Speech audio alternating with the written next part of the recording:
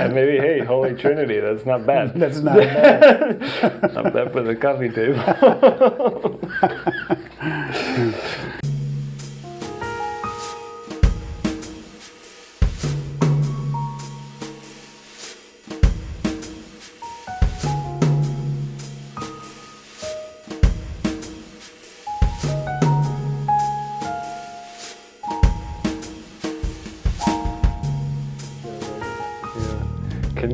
Can you tell that again?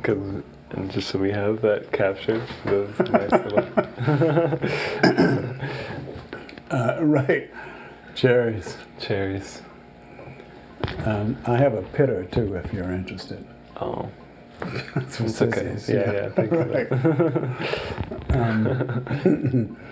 Sissies and cherry pie. Right, cherry pie too. Yeah, don't forget that. Yeah, cherries remind me of a cherished memory from childhood. When the guys, and there would be maybe 4 or 5,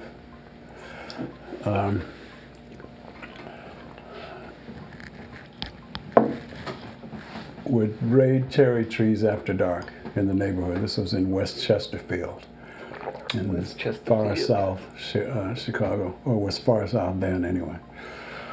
And when the street lights came on was when we were due at home, generally. There was one guy who was in a single parent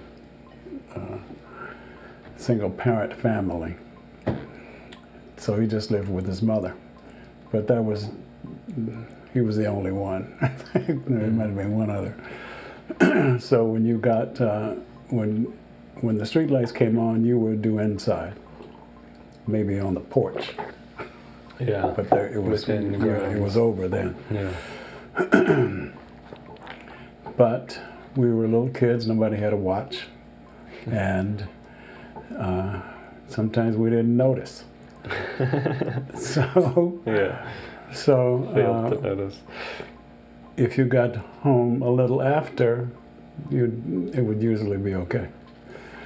And there was a sweet spot, maybe a half hour after the street lights came on, and when actually you had to be there or you'd be in trouble.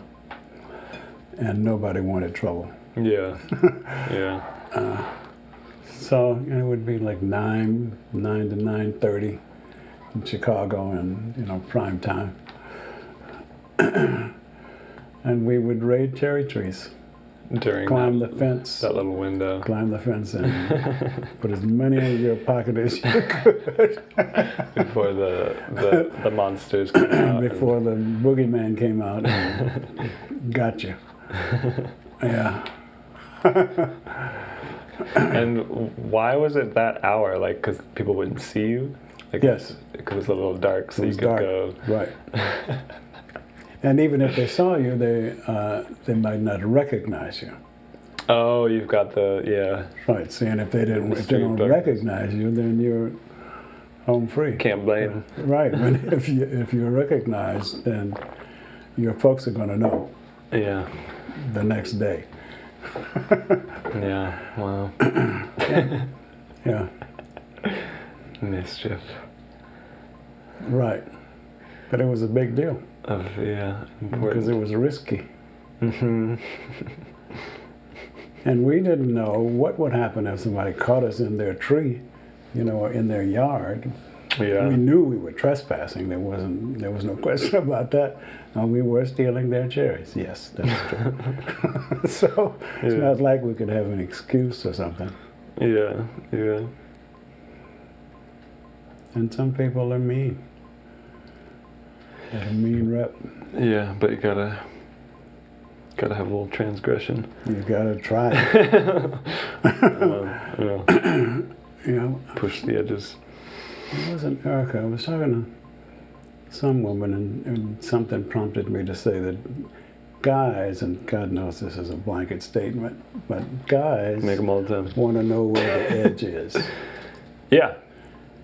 we know what's good and bad and right and wrong. Okay, but I want to know where the edge is. Yeah. How far can I go? Yeah. Should I decide to? Yeah. I think there's something that just like archetypally masculine. I'm afraid so.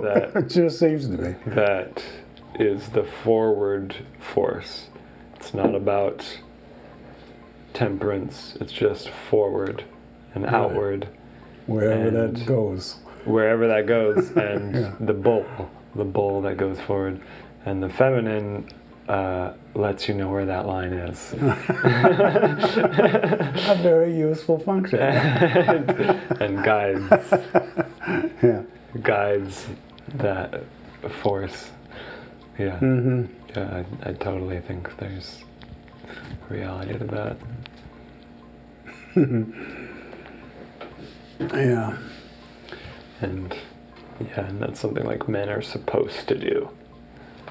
I think everyone's supposed to do it in their own way, but I think that's something that's part of what men are for. Because it can't be all temperance or nothing to force happens. The issue. Yeah, nothing like happens that. or progresses. It doesn't seem to. It's both. I am interested in other ways of going about it, though. Different, another paradigm. Because Western Civ is really all I know. The rest is a rumor. But that's what I'm talking about. And I know there are other ways of thinking. Mm-hmm. One of my students is an ardent and fairly recent Muslim. He studies. He practices Arabic calligraphy. He's all in. All in. And I'm kind of interested in why, and in other systems like the Chico Orthodox Church. Is that what it's called? It has a more official name that I'll post somewhere. Yeah. Okay. yeah, of the names of a couple saints. Right, that's right, yeah. We'll patch that in. So, one of the things I was consciously paying attention to were what seemed to be gender roles. What the men did and what the women did. Yeah.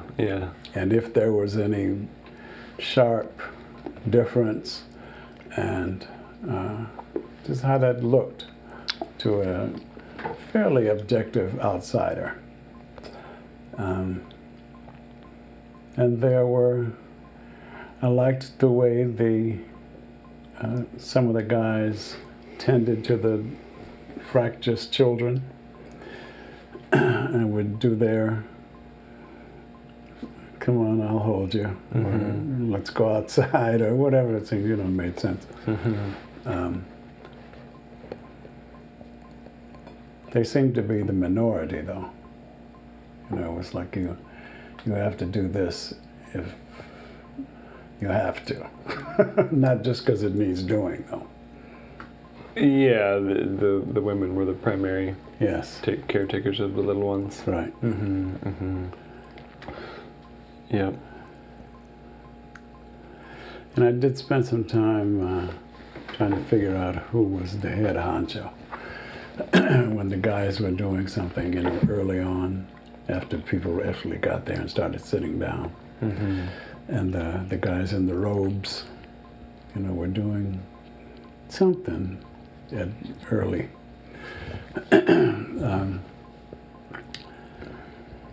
But I couldn't.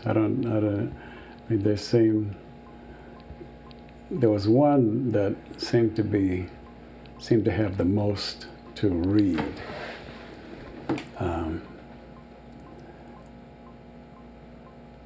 But then that prominence went away, and he was just, carrying the cross or whatever they were doing. You're talking So about the guy who was reading at the The beginning. guy who was reading at the beginning, yeah. In fact, was he? I don't even know if he had on the robe right at the beginning. I don't remember. I think he did. Yeah, I think he did. Yeah. yeah. It's an interesting place. Reminded me a lot of St. Edmunds, where I grew up. A lot of the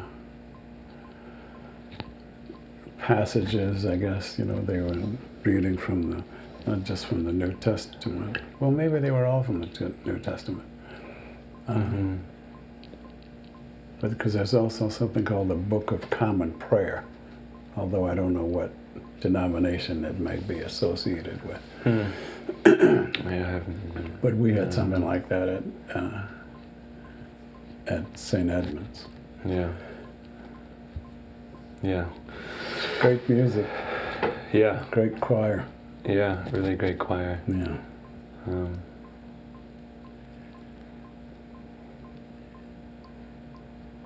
Yeah, kind of just extreme ritual. Well, that's how it struck me. Like the way, I guess as they came in, I'm guessing now, they would go through this physical repetition, I think the sign of the cross was in there I think somewhere. it was cross, yeah. Cross. And they would do some things 3 times, and then kiss something. And, yeah. On that note of ritual. Father. Absolutely. Thank you very much, son. I'm definitely a man of ritual. I'm becoming more explicitly aware of over time. I need it. And then get you some. And I have, I've always needed it in some fashion, whether that was school or guitar practice or then became the various spiritual practices. And I'm feeling just now, we started the podcast without cheersing, and I felt like there was a wrongness. There was something missing. About the situation. Something is... This is a little Sheldon-y here. Sheldon-y? Sheldon Cooper, I guess is his character's name in The Big Bang Theory. You ever see that? No, but I know Cousin is in the spin-off. Yeah, Zoe. Sheldon, yeah. And Laurie is Sheldon's mother in The Big Bang Theory. She has a recurring role. Okay, but who's Sheldon though? Sheldon is a character who is very bright. Why did you explain yourself? He's a very bright young guy. He's got two PhDs or something. He's a physicist. Okay. And is also has some obsessive compulsive things. For comedic effect. And one of them is when he goes to knock on somebody else's door in that building, especially Penny and Leonard. He will knock 3 times. He will say, if I were going to go to knock on your door, I'd say, Ade, Ade, Ade, Ade. Every time. Every time. And if for some reason while he's doing that, he's interrupted or so he doesn't get to complete that sequence, it will occur to him later.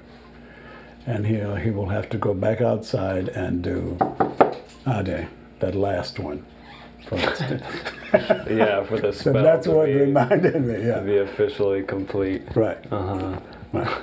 That was the convoluted connection. Yeah, I get it. That's definitely me in ways.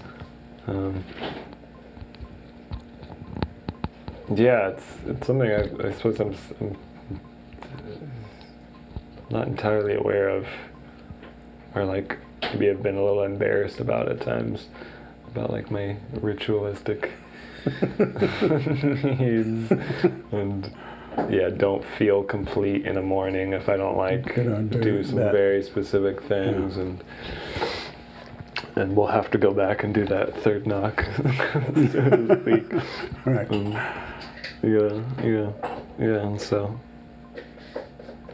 the Greek Orthodox experience is very heavily ritualized. Definitely incredibly so. Definitely compared to the Presbyterian. Oh, sure. Compared to anything I've run across. Yeah, most things. Yeah. Yeah. Yeah. To some, I mean, it just out of the denominations or something I've sat through. It's closest really to Roman Catholicism. Old style. I think historically Latin. As well. That sounds right. I think that's how that went. They're responsible for a lot of stuff. Yeah, and Catholicism was the first step out of this, like first step of loosening, democratizing. I don't know exactly, but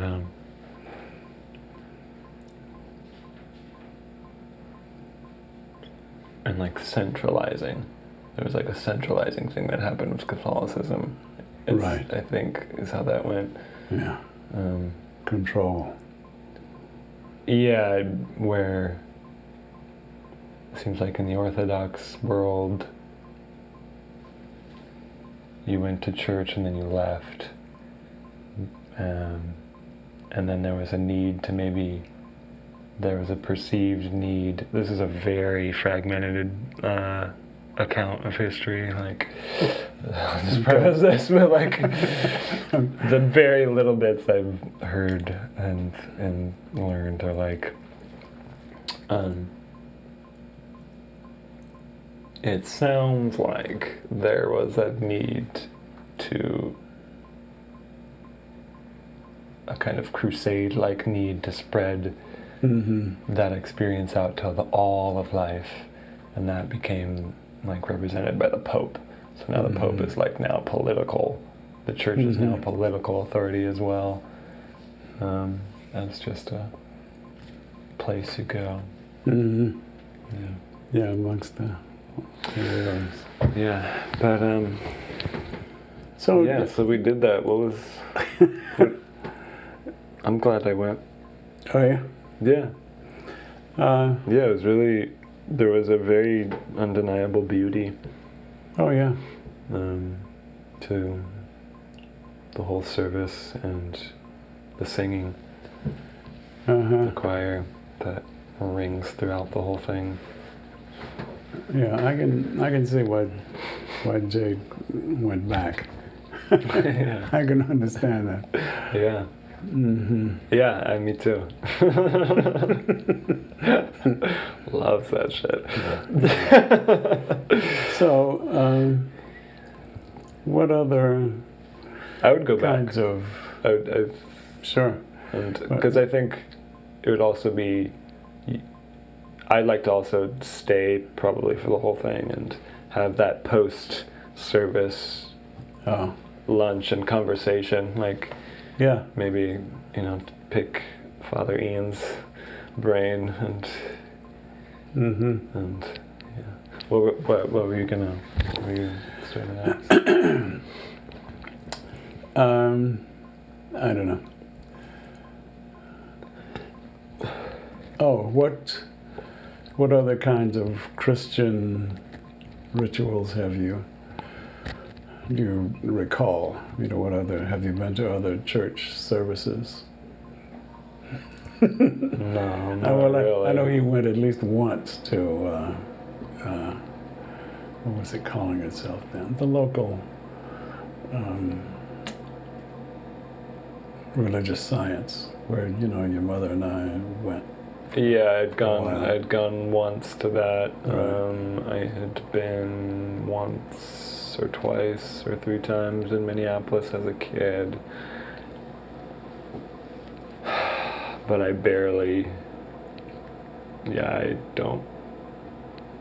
experience any of those. Yeah. Did you go with us, or with the Stricklands? With us. Yeah, with you, and I guess I must have gone to at least one of the Stricklands. That sounds right. Some Mormon at some thing. point, yeah. Yeah, but I barely have any recollection of anything. That was a while ago. Yeah, I'm glad I went. It's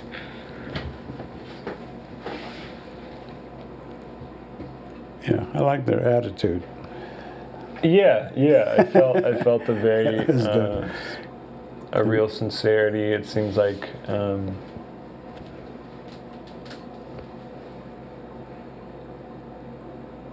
it's really meeting a need for people. I can see that. And as anchors go, you could do worse. yeah, it seems like as far as as anchors go, I could feel the anchoring effect of it, and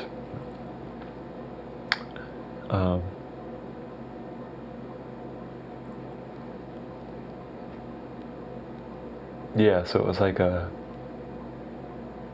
we were there for the initial prayer, and then what was, I guess, the liturgy, which is when the music started.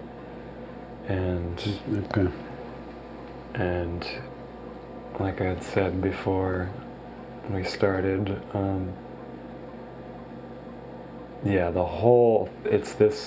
it's such an interesting thing to step into, because it really felt like stepping into something that's just been like raging, this river that's just been going, and not only with this community that at one level, you could feel you could feel this community's ongoing experience with it, but then the rituals and all the symbols and icons and specific placement of things and actions, very specific, formulaic, detailed, intensely detailed, right? And that was really interesting to step into, this flood of myth and they were things that they were obviously very used to. They were hardly thinking about it, sometimes when they would do their so they've been doing that a lot. A whole bunch. Whole bunch. Yeah. So you may have gone, to 2 or 3 church services, but that didn't really amount to much. Yeah. No. That's good. No. So you don't have much to unlearn. That's a real advantage. No, I've, this. We've been on the outside. Coming in. And it's just this fascinating endeavor to encounter the ways in which people have been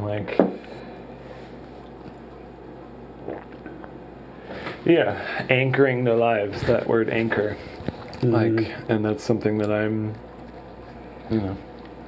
as I say again and again, that's what I'm seeking to do. I've been a seeker of, in some sense. And it's very interesting,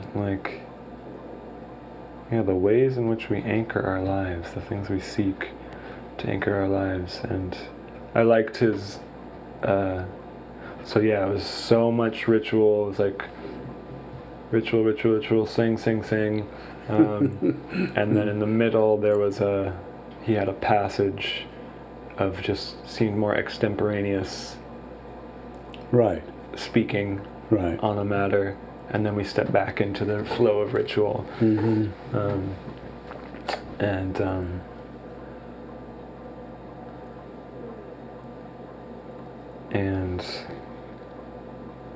It was an interesting experience. yeah, and there's something I was gonna say, but I think I'll just keep moving with the thought of like in the flow of ritual, it was cool to see like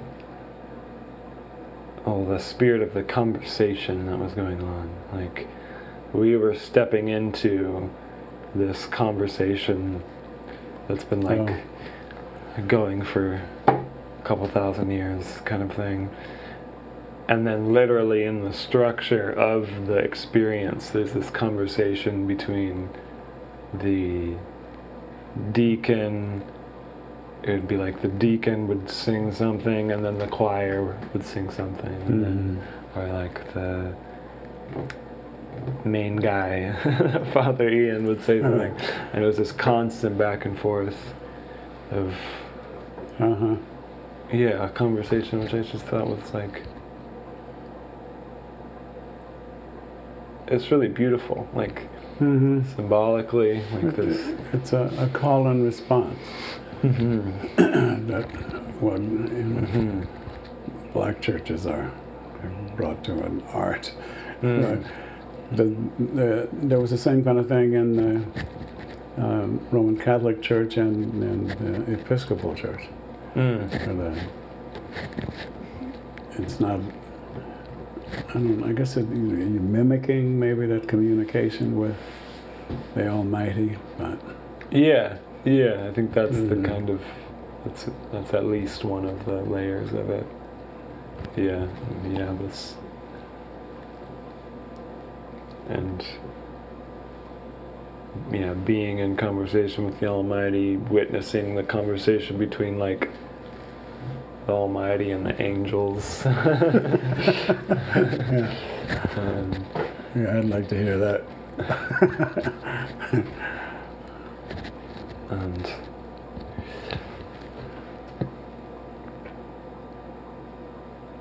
and now I'm remembering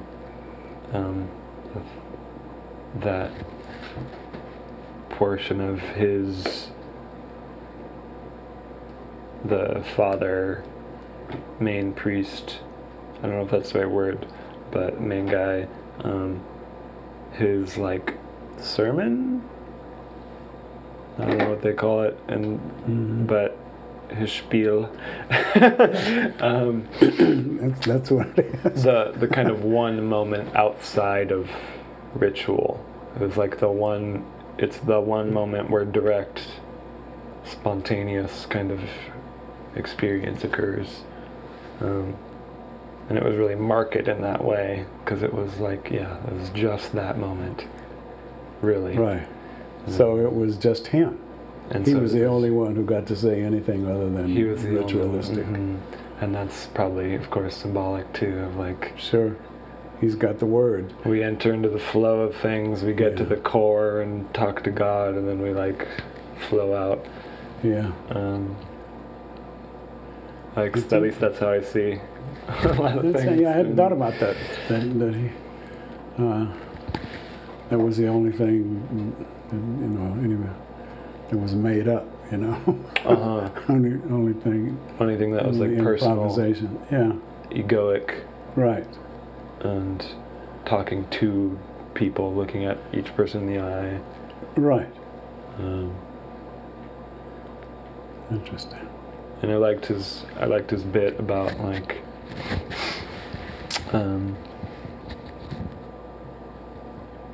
there's got to be this very Jordan Peterson-esque, at least in my pantheon of people, in the sense of like there's got to be something that there's no getting around the fact of something being more important than anything else. And that ideally that's God, but even if it isn't God, it will be something. Right. Something's going to fill that gap. Something will fill that gap, and I liked him touching on that. Like it might as well. That was good. I liked his style on that. Like, it might as well be God. Mm-hmm.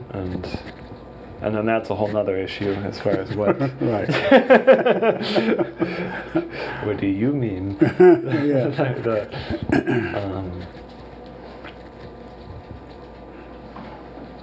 But that's right. That's right. I think that is right, and that's something that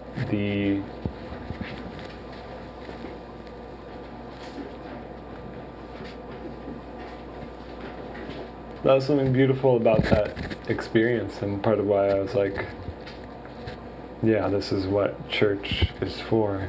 Mm-hmm. Is coming together and focusing on that idea of what is the most important thing, and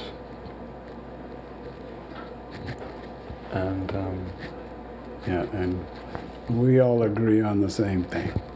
mm-hmm. That's a comfort. It's not just you. Yeah.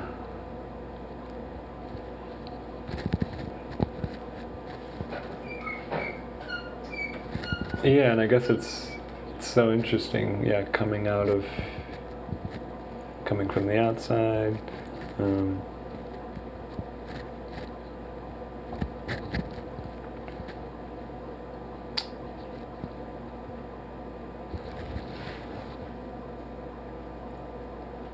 being in the world we live in now, to be in that kind of space. Because there's not many other situations that focus like that, focus more singly on like the one thing. Right. And that's part of what Christianity, I guess that's what they did, is monotheism 101. Like, they provided that part of the equation, that central focus, where you're not going to find that.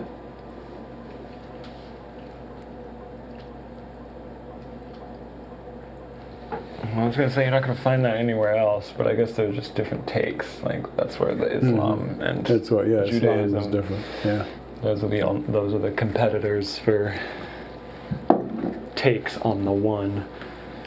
Or something. So I don't know a goddamn thing about but my understanding is that Judaism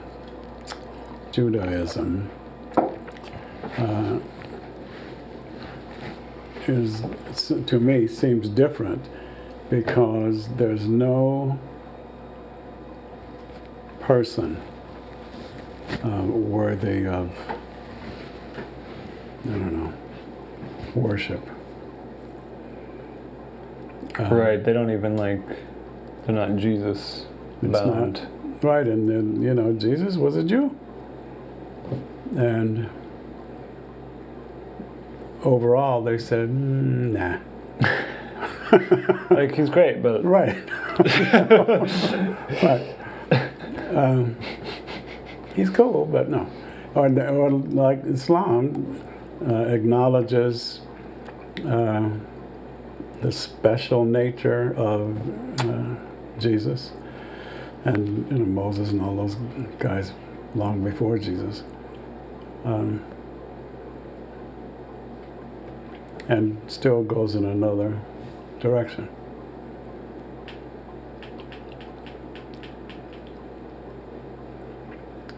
But but there's Muhammad and Jesus. I mean, in my head, they're kind of comparable because they were the human beings who embodied these principles, in a very broad sense. Yeah. Where Judaism doesn't really have... Nah. Right, it's no body. Which I guess that's why they like lend themselves more towards the mystical, Probably. because it's not as personal, so they end up going. Right, that's possible, and it's it's not contradicting anything really. It's just well, yeah, maybe so. Getting at different layers or something. And as far as I can tell, are at least in part just willing to look, willing to entertain the possibility that something else is going on that we don't really know about. From Moses to Einstein to. Right, or as Christianity like is convinced and insistent upon the fact that like Jesus is the one we should be focusing on. Right.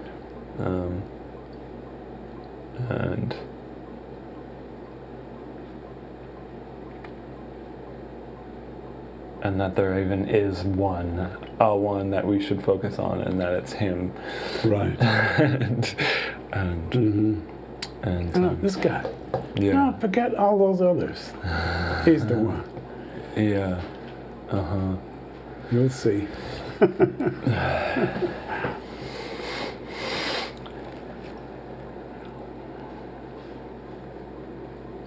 And that's the easiest, or like that's one of the areas of long critique, of course. Like, why should we focus on him? Like,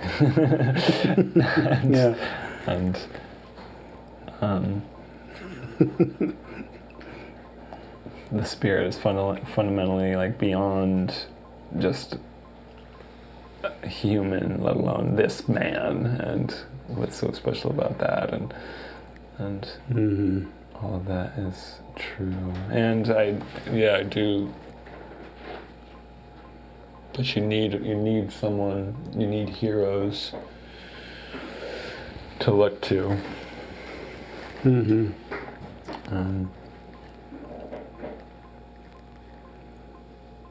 Well, I don't know. I think heroes are good.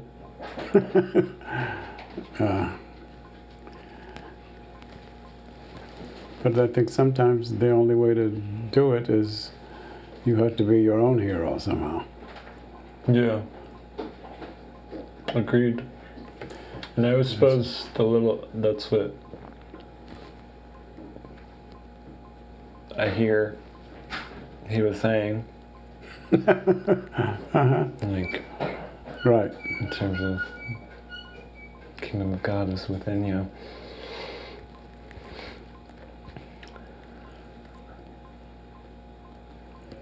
And it's so interesting with him, because like,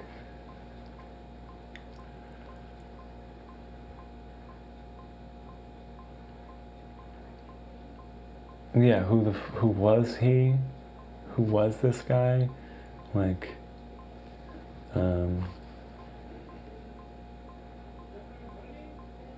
even the Orthodox Church, like, was something that came out of after his own life, right?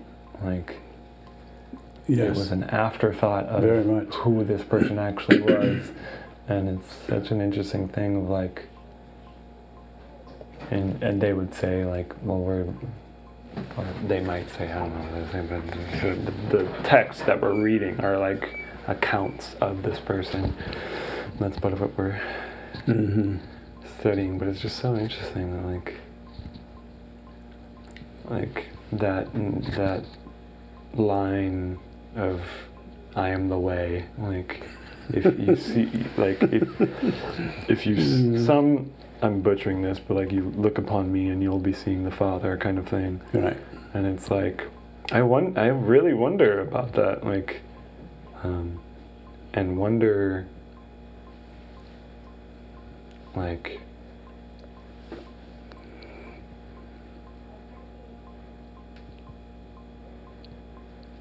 yeah, how much have people actually looked upon him, looked at how he lived, and and how much are people just like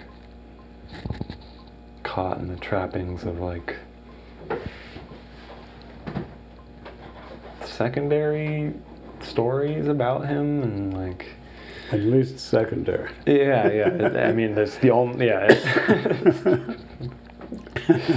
Yeah. But I at least symbolically I vibe with. I love the idea of Jesus.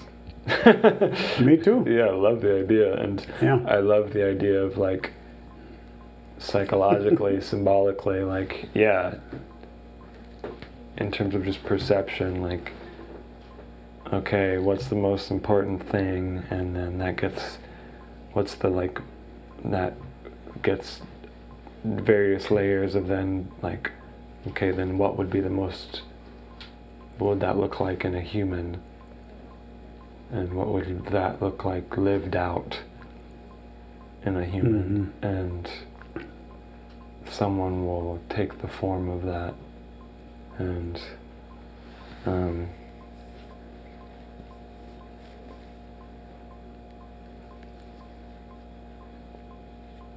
yeah, like, what is the most important thing? What is the highest ideal? And then who represents that?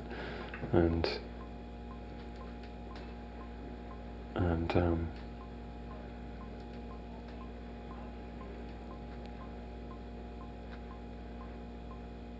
like one,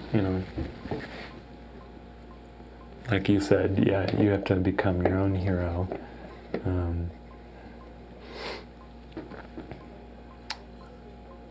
And I think that's true too, and like you have to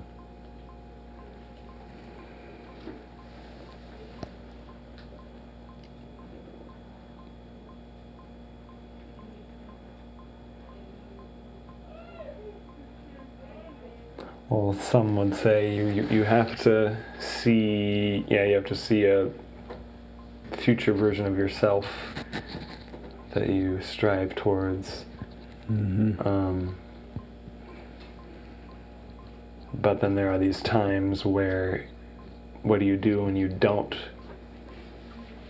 And like kind of making a case for the Jesus, like focusing on Jesus and the utility of having someone who's like the ideal. It's like, yeah, who do you look to in between those versions, in between those inspired visions of yourself? And having this like figurehead that is like some manifestation of like, yes, like fully actualized, and that would catalyze the next vision of yourself. And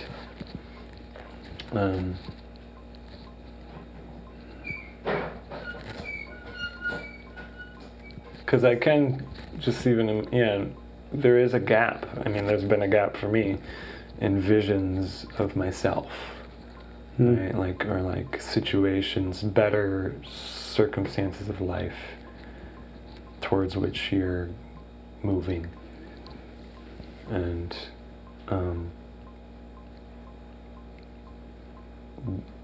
who do you look to? Who do you look to? And there's sometimes that really takes time for me to come to the next sense of like where I'm going. And there is something to be said for like, well, Jesus is always there to look to. Yes. Yeah, it's a great, comfort. Yeah, I mean, and it's a comfort in the way that, let's say, just talking about in remembering.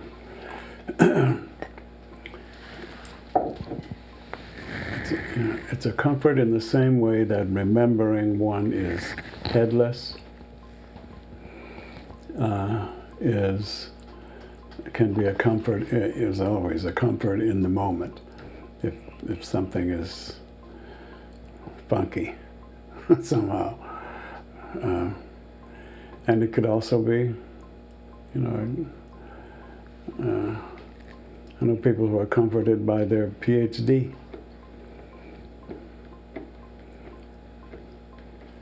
Yeah, what it stands for.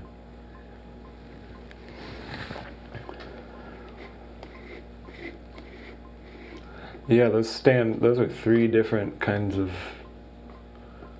distinct points of reference and anchors. Mm-hmm. Right, but I think they serve the same use. Something we can hang on to somehow. Something that it's like true north. Yeah, I'm like, do they function? Do they have the same function? Because I think they have different functions. But I can sense a sameness, like existentially, like there's something you can like lean on, right? In terms of directing your energy, where to put your chi. Right. In that more basic question of like, where the hell do I put my chi? Right, or like in the Dorothy's, there's no place like home in The Wizard of Oz. So all she had to do was click her heels and say there's no place like home. And she just didn't know it. Yeah, and you do need points of reference, but they're also different because like I suppose everyone has their own kinds of associations with these things, but like my immediate sense is like Jesus is supposed to be this reference of the ideal and towards which you should be continuously striving as a person, like your realization as a human being, and like a more future-oriented thing. PhD to me has a sense of something you can stand on in terms of what you have been capable of, and your achievement and where you've been. And then like the headless thing gives me a sense, run with it, that it's like gives you a sense of where you are in a present tense, like right now. Some unassailable, like subjective center. Which is kind of fun, because each of those past, present, future thing. And maybe, hey, Holy Trinity, that's not bad. That's not bad. Not bad for the coffee table. I think that's really good. Those things are needed. Each of those. Some reference point. Yeah. Though, of course, Christianity isn't the only religion that offers reference points at all. Oh no.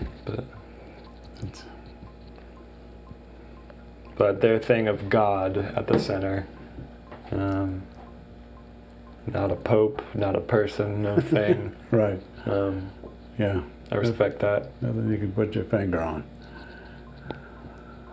Yeah, and I respected that little bit he said of like, if you're like not your son, not your dad, not your wife, like right. Yeah. There's got to be something more important than anything else, and it's true. I think it's true, and to deal with that fact directly is what they're at least getting at. Like,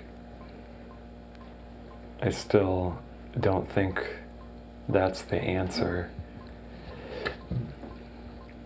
to the issue of, but perhaps that's not even the right way of thinking. Like there is no like final answer to God, but in terms of like a spirituality of, maybe for me, I'll say, there's a little too much. Well, I'll just say it and then I'll go. There's a little too much clothing, like the symbolism and ritual. Like I imagine, and I knew I would. That's the bias I come with, while also needing ritual at the same time. And I imagine, and saying that, I imagine like the more you learn about the symbolism, the more you just develop your own relationship with each step of the process too. Each lighting of the candle and each moment, you can develop your own personal association with it. And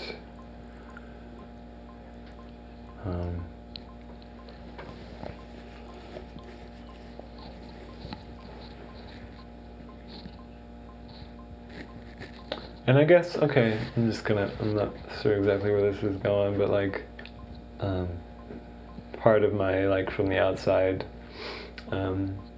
wariness of Christianity, I suppose, has been like, and the ritual nature of it is like, you gotta have a direct relationship with God, like, too much paraphernalia. Yeah, a lot of stuff. And it's too many, like, signposts, the headless thing, like, their fingers pointing towards something,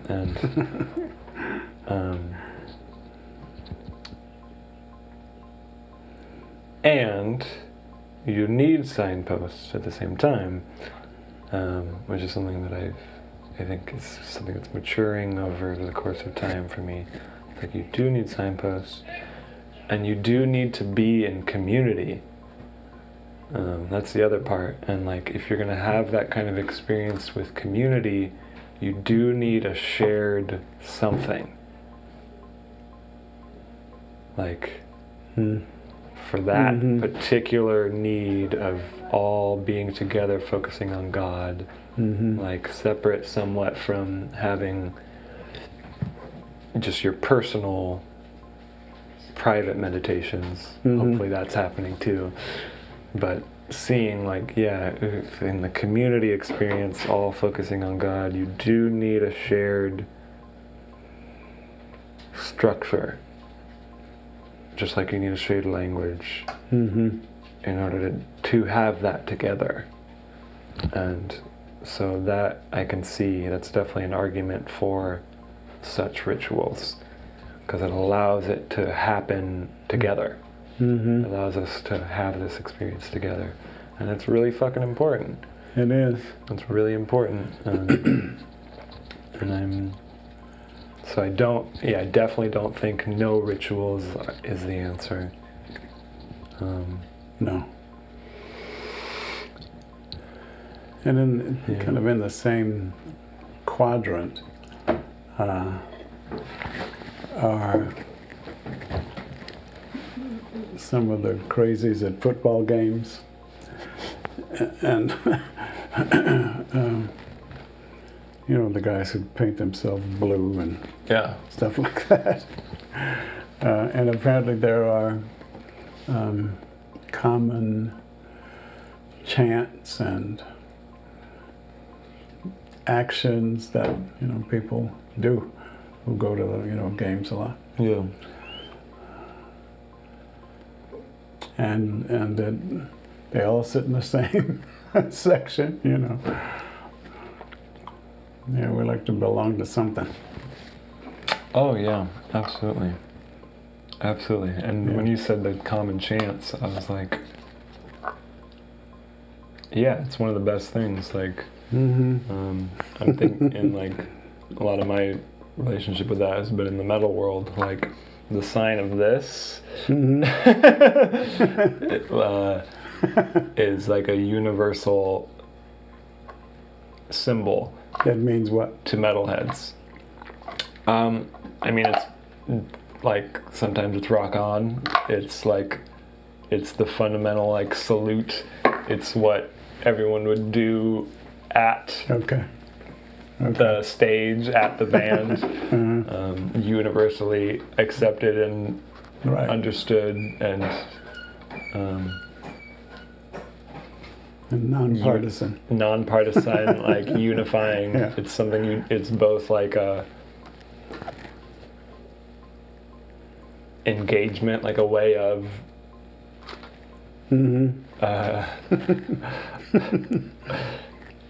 taking communion. Yeah, get that little smudge on Ash Wednesday. Yeah. and expressing, like I'm here, and yes to this, and yes to all of us. I guess, in terms of rituals and chants and all that, it's like which ones should we be using? And that's that's the question of postmodernism, I suppose. Yeah. Or post. It's more post. Yeah. It's like pre something else. Yeah.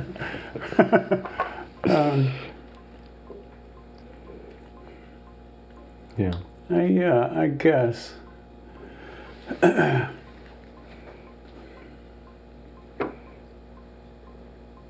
But although I don't know nearly as much history as I suppose I ought to,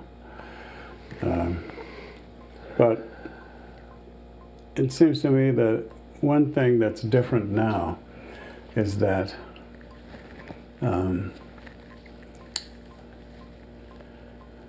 it's easy to get a lot of people to think the same way. That's something new? Yeah. You think so? Yeah, I do. Hasn't that just been the case? Well, but not. There was no YouTube, there's no Twitter, no, not even ABC or NBC or, what you knew was very immediate. And maybe you could read, maybe you couldn't. You probably couldn't. But it wouldn't. Yeah, people would grow up with a worldview, but now it can change. It can change really dramatically. Right, and I think that's new. Yeah. The speed is new. Yeah. I feel that. Yeah. Yeah, because the assumptions. And it's not only is it faster, it's impersonal.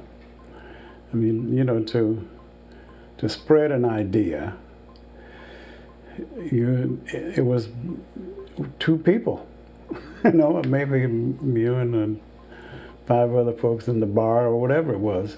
It wasn't millions all at once. And there was there was somebody you could look at, look in their eyes. Yeah, and smell and everything. Yeah, and that's a different communication than for sure Zooming. Yeah, it's not. Yeah. Yeah.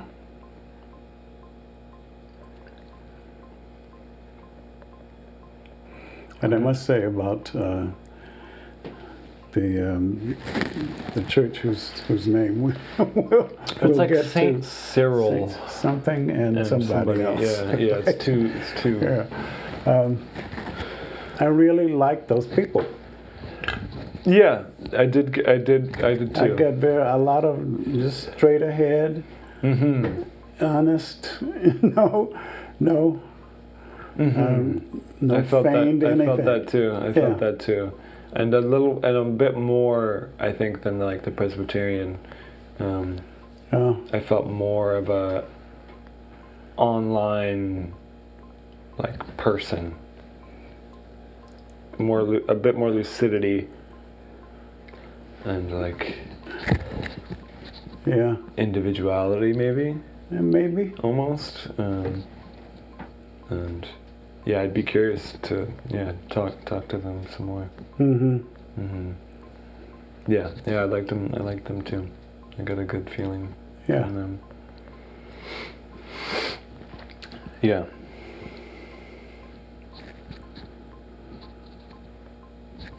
And I think I'm in that sense, I'm like, so why is that?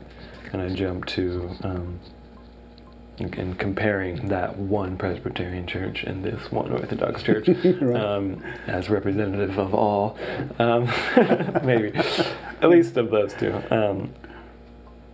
The Presbyterian had much more of a feeling of like,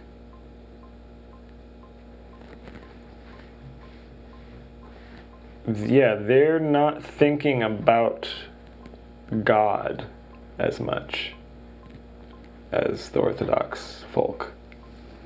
The Orthodox folk were more explicitly like, yes, God, right, and you and him, you and right, it, right, and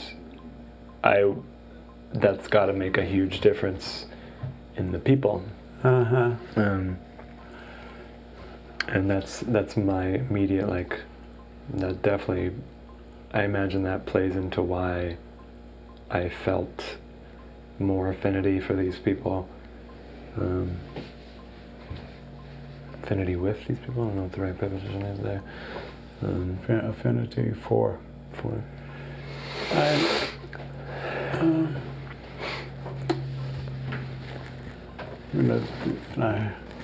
I should just not say anything, probably. Well, I mean, this is what the whole podcast is for, is saying things, so go for it.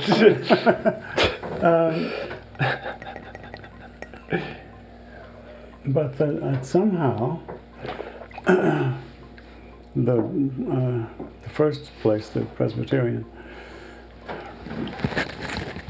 felt more political. I don't know what else I can't think of another way to put it. As though I don't know, I felt like everybody had an agenda. So I'm willing to, if all that's in my head, and apparently it is, it just I didn't get the same vibe. And as you hint, it was a feeling. It wasn't verbal.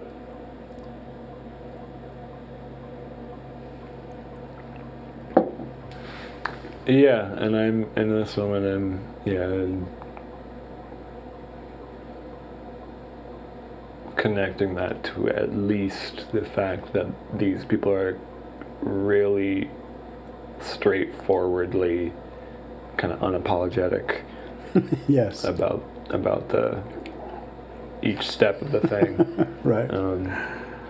Yeah. Although if I'm going to be really precise with my words, I wouldn't say they are 100% unapologetic about it. I see very few people who are 100% unapologetic. That's like an Ayn Rand kind of character. Okay. And thank you for that. But definitely more so just about communing and wanting a sacred experience and wanting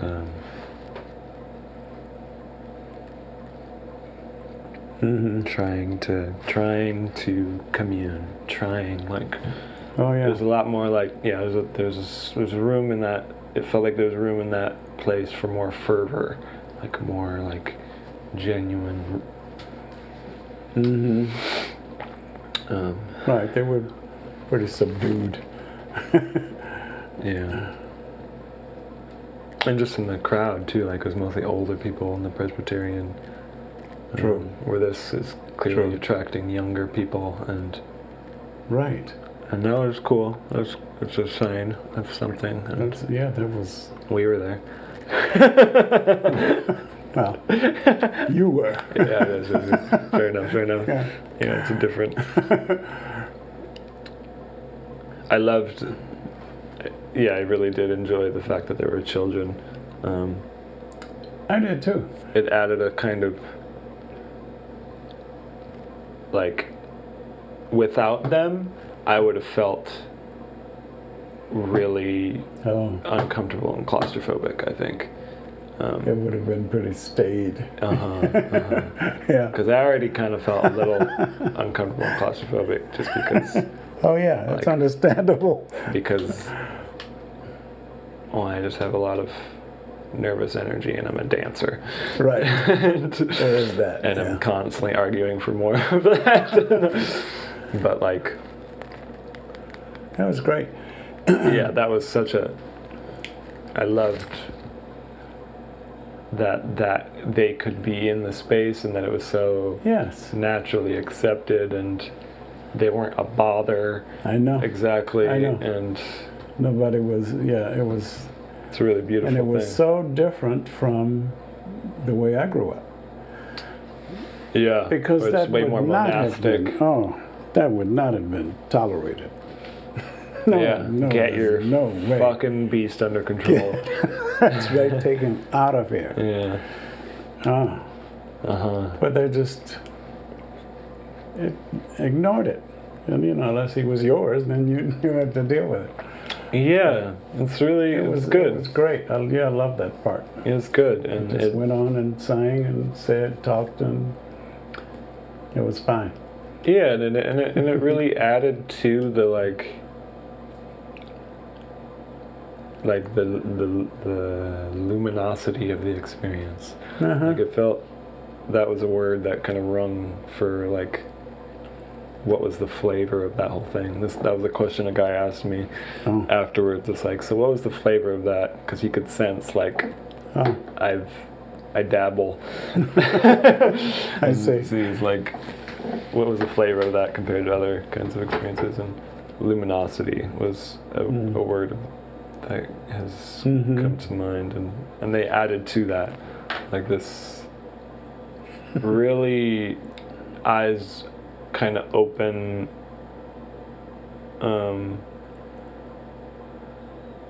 it's a brightness. There was a brightness and just the experientially, like getting to see especially this one little girl that as she'd go back and forth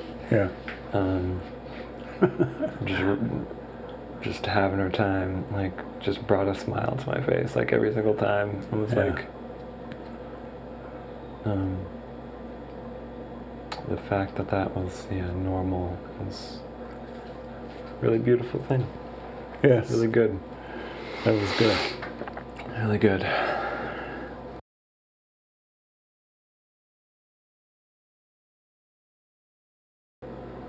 Part of my trip right now is and going to these church services and like going to different kinds of community experiences recently, and trying to question my own spirituality and what that means. I'm very fascinated and kind of maybe even a little obsessed with seeing the place of things. So like, what is the place, like, and especially things that people value. So like with this church experience, this Orthodox church, like I kind of come with a bias of like, this is not the whole thing. And I'm still on this, and maybe it's futile, but I'm looking for like as complete of a way of being as possible or something, which is good to say out loud. I'm looking for some unified thing that maybe doesn't exist, but and so where I am, maybe I've always been looking for that, but what I'm doing now is like, I was trying to see where that Orthodox world fits for me in my what is it doing? What need is it meeting? And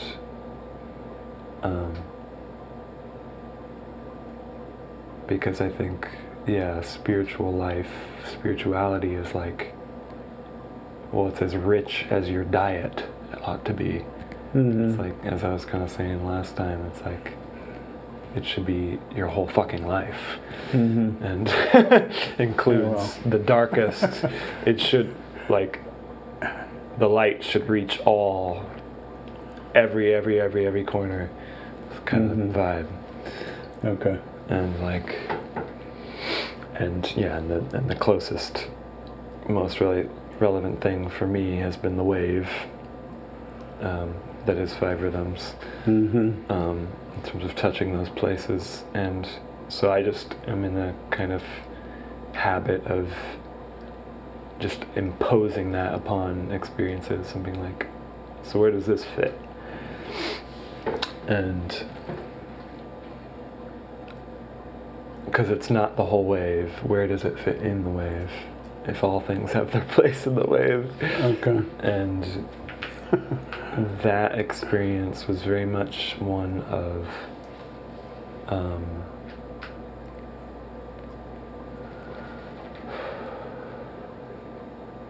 So there's nothing outside the wave?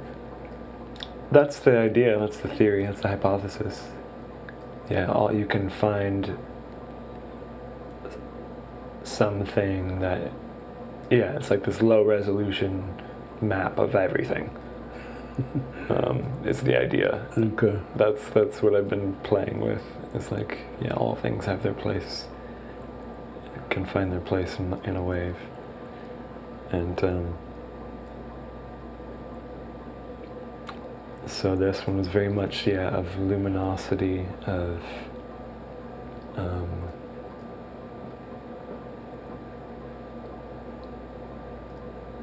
that light that is like beyond you.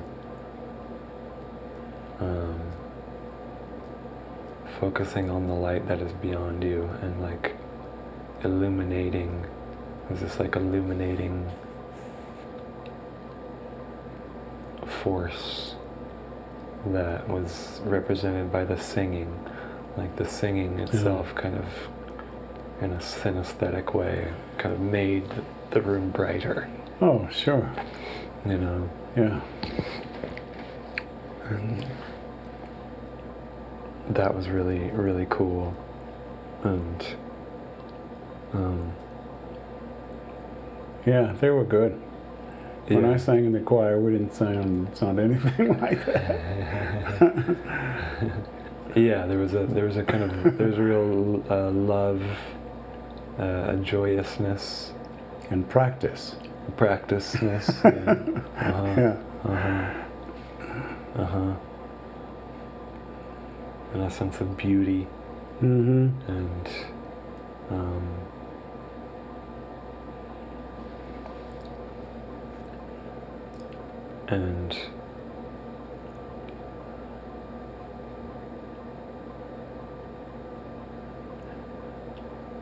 And yeah, and did give this experience, did make for this experience of, yeah, contacting some representation of, like, yeah, what would be the highest. Like, that was my experience. Like, it wasn't exactly an experience of contacting the highest, but of the question. Like, yes, what would be the highest thing? What is the most core thing? It's very, it almost feels silly to say this, but it's very, yeah, very top down. Like, it's reaching for a luminosity that is beyond you, and it immediately kind of makes a certain humility, inspires a certain humility. And I was very, very sensitive to the way bodies were in the space, and how it made me feel in my own body, and like, and how people's postures, the nature of people's postures in the space, and it's so indicative of what's going on and the attitude. And like it was very much, top down, looking up upon the highest thing as a smaller thing, and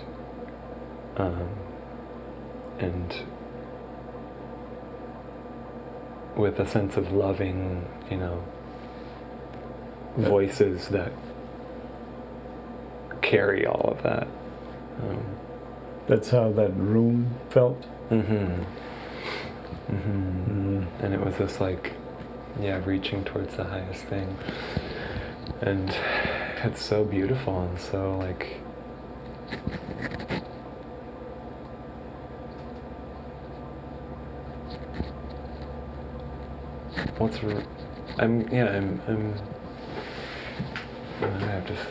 what do I want to say about that, I guess? A part of me has a criticism of it, but it's not the whole response to it, because well, all of this is criticism. Criticism is just analysis. Right. Yeah. But I'm just aware of my just bias of this is gonna be pretty partial, and right. But I'm trying to find a container for this whole experience of what was very genuinely important about that space, and it's really, I need that. And I've had container? A container. Is that what you need, a container? No. I do need a container. And that is is a really important kind of experience. Being looking towards the light, looking towards in a top-down sense. Mm-hmm. And doing so in community, and there's something about that I'm fascinated with, and why I love Five Rhythms and the Wave is going back to that. I see that experience as parts of the wave, and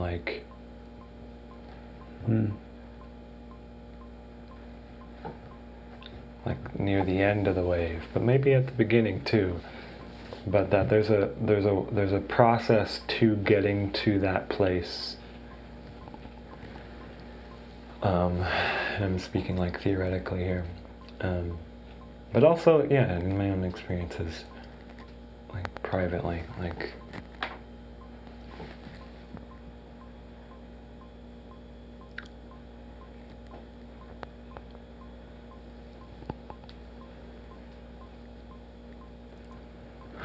what am I trying to say? You gotta warm up to that. I think that's part of what I'm saying.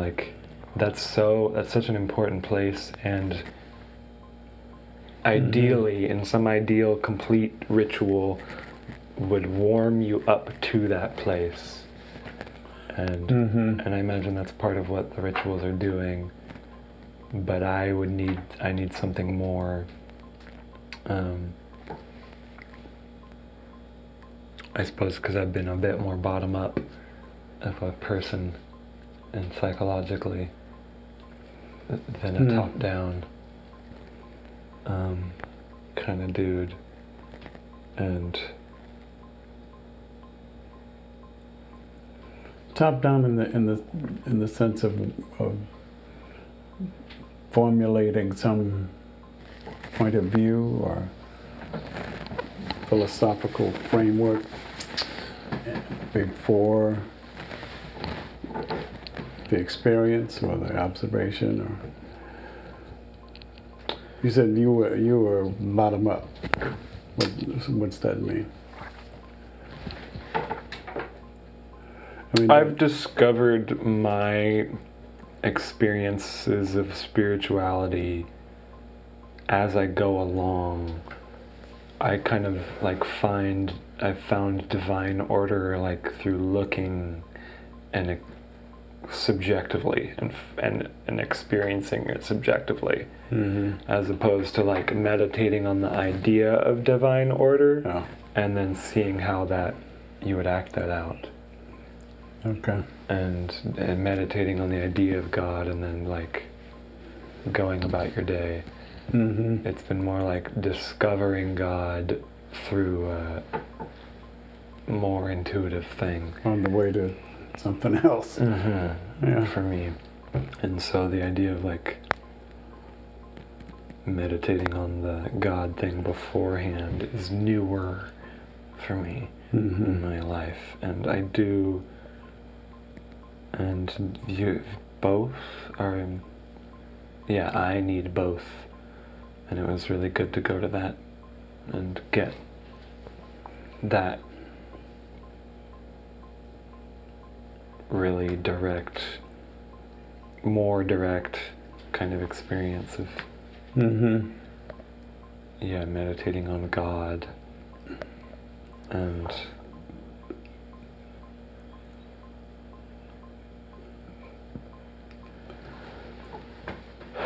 I know I'm kind of like, I don't know how much sense I'm actually making here, but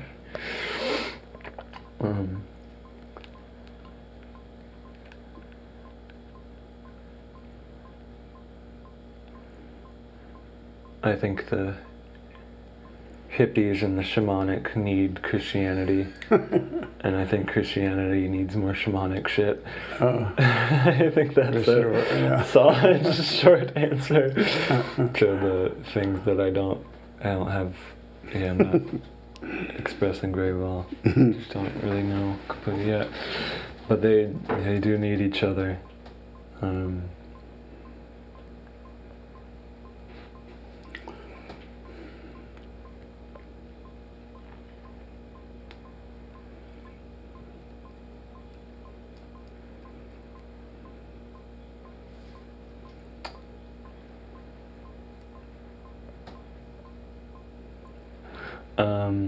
We could probably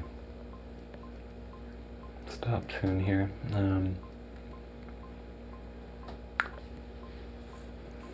I've got one more thing I could talk about. Is there anything you want to, anything else from the experience that stood out for you?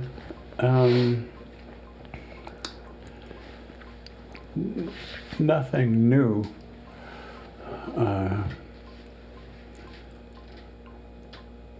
And I would go back just for the choir. Yeah, frankly. Just bathing in that. Right, It's a goodness. I would sit over on their side of the room, and I'm glad we were on that side. Yeah, that's good. Yeah, and I was humming along there at the end, you know. Me too. Yeah. I didn't know any of the words, but I could follow along. Hit a couple notes. Yeah. Yeah. So I think that's a pretty good trick. Yeah. It's really. Yeah, you get my vote. Yeah, it had a very entraining, hypnotic kind of the whole thing. Like I was feeling that like you go there to be hypnotized. Right. Right. Yeah.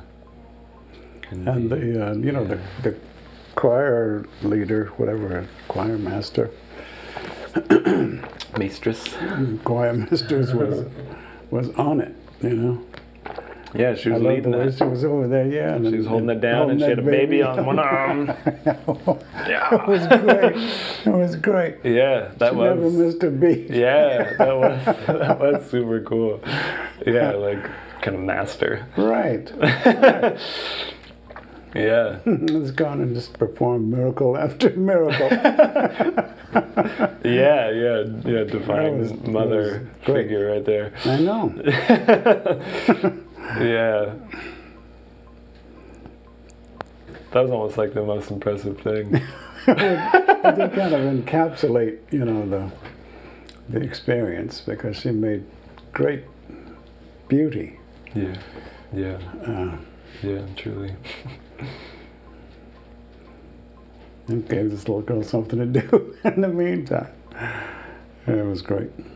Yeah, I had a little girl like drawing on a piece of sheet music while she's Right. directing the angels. Yeah. Exactly. Yeah.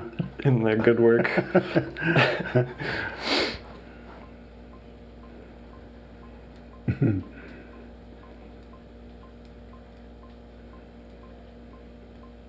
Yeah, there's real things to be learned for me there. I don't doubt it. Yeah, that was my experience. It's like, this isn't mine, but like, there is really important things in terms of, the spirituality, designing spirituality And here. It's not yours, but it could have something for you. Yeah, that's right. That's right. And that kind of thing of like, of course it's not mine. Like, I have to make what I'm looking for. Right. And there's really important things there. And I would go again. Oh yeah. I would Me go too. again. Yeah. Go again.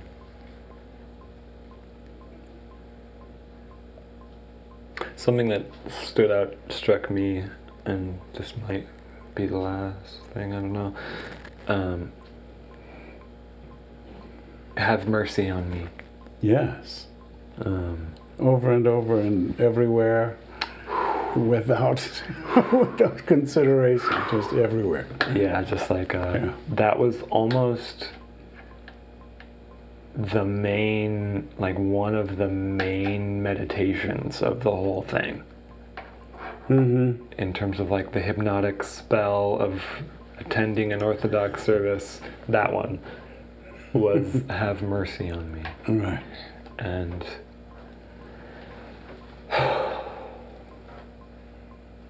it's very interesting. I think in the past I would mostly just kind of scoff at that, and just stop there mostly, Right. and just be like, God, the apologetic nature of our vein of history, and my own life, like, fuck, must we keep apologizing? Yeah. And that's, something, there's things to be said there too. But something, I don't know why, what sparked it, maybe it was leading up to this, but I was thinking about that element, like, have mercy on me. And it occurred to me that, like, something that does, and that kind of meditation, that mantra, is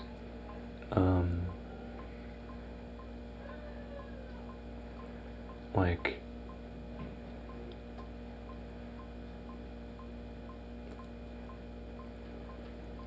well, it's a way of trying to deal with the feeling of your own insufficiency, which all people feel. And like, if you're at all awake to your life, I think. Well. And if you're not, then it's just gnawing at you in the back. But everyone, the fact of there always being more, period. And it's a way of, like, in their relation to God, they're just in that space, we're just dealing with, like, the almighty everything. And so that is a just natural response to that experience of, like, when you're in the face of so much more. At least in our world, I don't know if it's like that in all, if reality is inherently like that. I think it might be conditioned to the kinds of beliefs we've spun up on Earth, where we're postured like that. But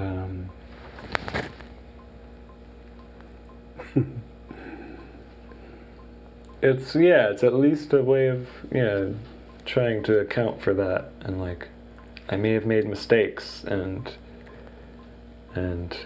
Maybe. and in that world, like I definitely made mistakes. Like that's not a maybe. And a way of like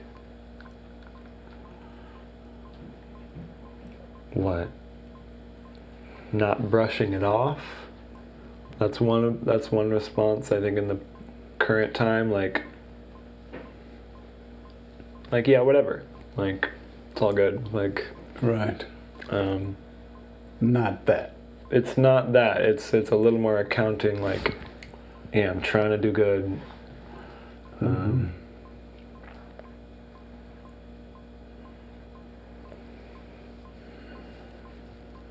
And yeah, in the face of something that you would worship, like that would judge you, an ideal that would judge you,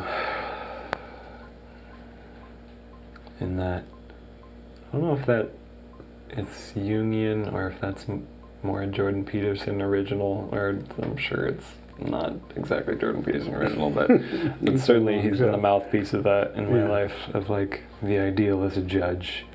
I think that's more Jung, as I say that out loud. But regardless, like the ideal being a judge. Being personified like a person making a judgment, or serving as a benchmark for measuring I think oneself. both. It ends up being both, because you'll like personify it regardless, or project it onto somebody, and use somebody's like judgment of you as use somebody as a figurehead for your own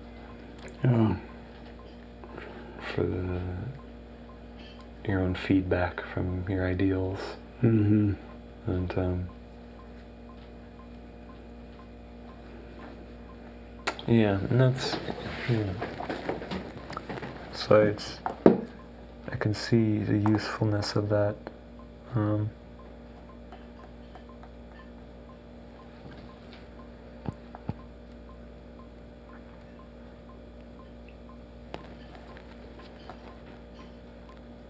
I still, in my world,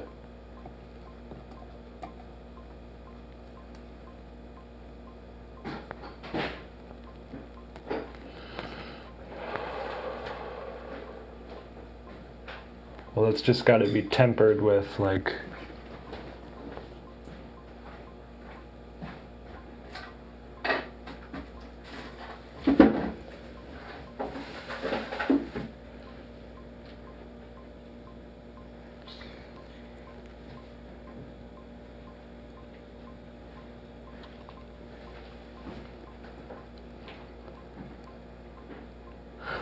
I go to the posture thing, like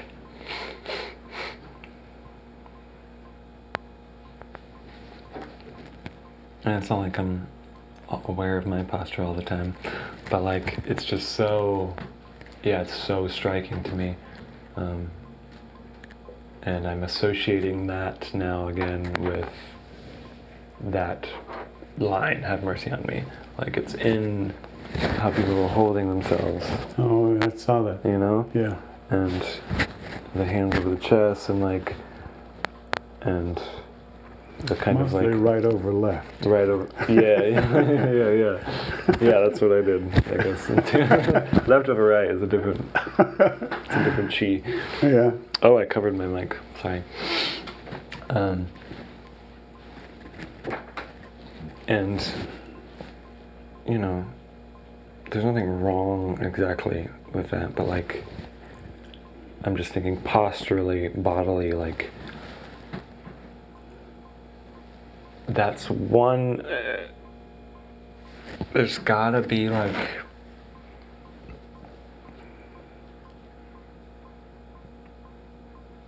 just like in meditating on God, like, that's one part of the experience, is the have mercy on me. It's like, and then the music holds down more of the like loving glory, but it's like upright, and this is where it gets tricky, pride, at being a child of God.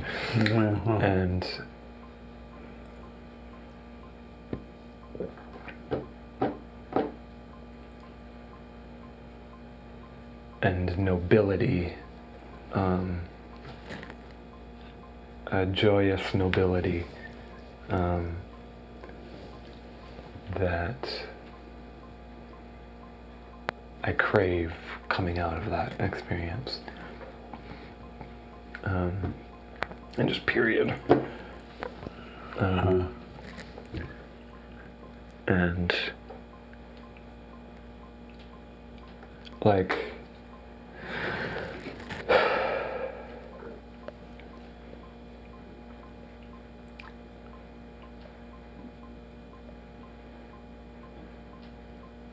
yeah, when focusing on the most important thing, which was like the goal of that service, as stated by basically the guy.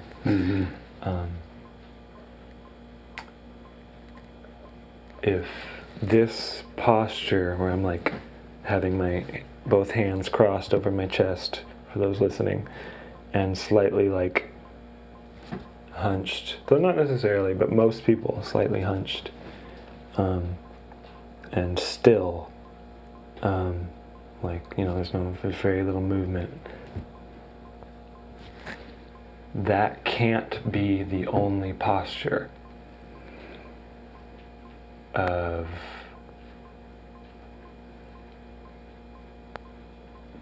like, because there's something about that experience that's supposed to be, seems like it's supposed to be representative of like all, like the totality of life. Okay. With the whole age, the full age range, the full service, the full ritual, it's supposed to represent like something complete, and we're focusing on the center, and so there's like a completeness, like this, the thing at all center of things, and like for me, and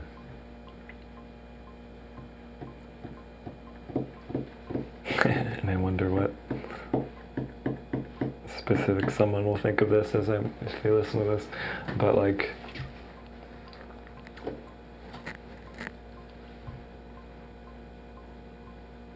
that's not sustainable, that's not good for the body, that's not good for life, if that's the only posture we have. And I'm thinking like more bottom up, like in feedback to, if that mantra is like the like representative of that experience, like, and then the result is this posture, like that for me won't fly, that can't work, that's like not sustainable. And it's like it is an honest and real expression of a part of that experience, at least for me and for a lot of people, but it's not the whole thing. And there's got to be like this.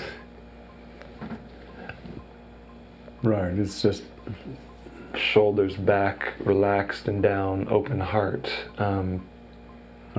standing tall and proud in the face of God kind of thing too. But I guess maybe that's what people hope to be at the end of their life. At least. Yeah. Sounds like the pearly gates. Right. You hope to be able to do that at the pearly gates. Yeah. But I guess the Ayn Randian version of myself is like no, like that.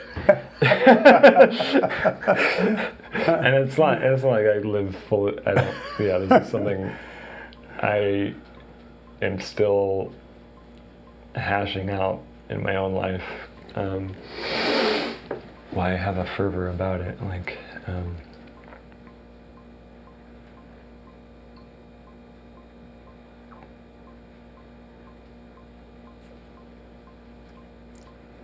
and I just think so bodily, like, yeah, there's how you posture yourself towards God, like, is huge, is like everything, and there's just got to be, in my world, I guess there's got to be more. There's got to be something that follows that experience of maybe an initial inward merciful experience, like for your insufficiency, like what follows that, and there's got to be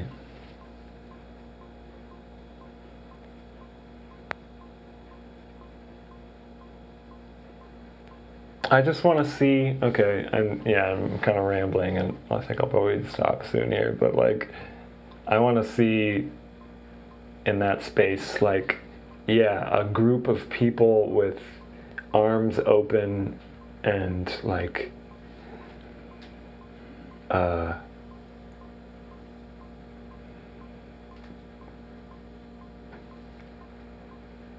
you didn't see that? embodied children of God in the flesh, shoulders back, standing tall, and with just enough humility to like be relaxed. And no, and you know, I don't see that. I think it's something that's like to be found in glimpses. I glimpse it in my own. Just, yeah, it's not sustained, just glimpses.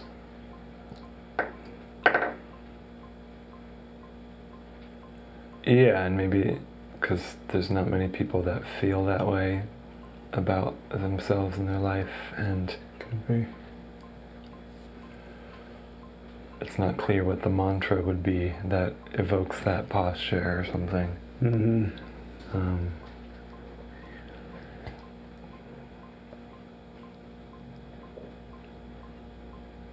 maybe that's something I should think about.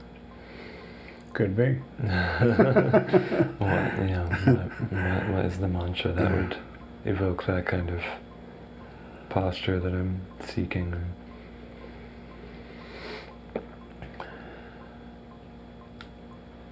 Yeah, what would that be? What would that be?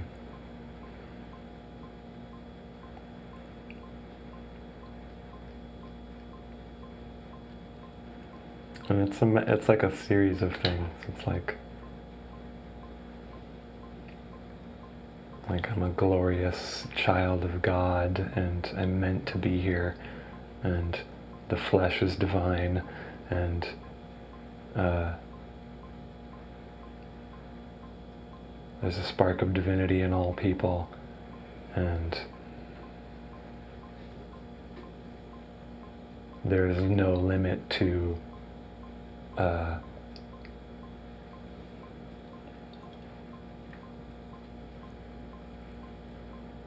how much each of us can develop and